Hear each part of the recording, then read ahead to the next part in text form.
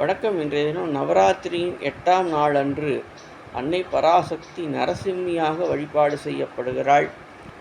நரசிம்மனின் சக்தியாக விளங்கக்கூடியவள். நரசிம்மி மனித உடலும் சிங்க முகமும் கொண்டவள். சிங்க வாகனத்தில் அமர்ந்திருப்பவள். எதிரிகளை அழித்து நம்மை காத்து அருள் செய்பவள்.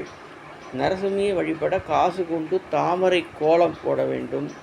18 அகல் விளக்குகள் ஏற்ற வேண்டும். எள் எண்ணெய் அல்லது கடுகு எண்ணெய் பயன்படுத்தலாம்.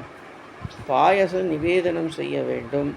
பன்னீர், ரோஜா, செவ்வரளி பூக்கள் மற்றும் பன்னீர்களை கொண்டு பூஜிக்க வேண்டும். நாமகளே: சரஸ்வதியே, நான்முகனின் நாயகியே, ஆடி வந்தோம் சன்னதியே, நம்பி வந்தோம் அம்பிகையே, அம்புடன் வில் சங்கு சக்கரம் மணிசூலம் உடையவளே, கம்பன் வதம் புரிந்தவளே, சுடர் விழியே, மலர் மகளே என பாடி துதித்தாள். வேண்டும் வரம் தருவாள். நரசிம்மி ஆதிபத்தியம் கொண்ட கிரகம் ராகு.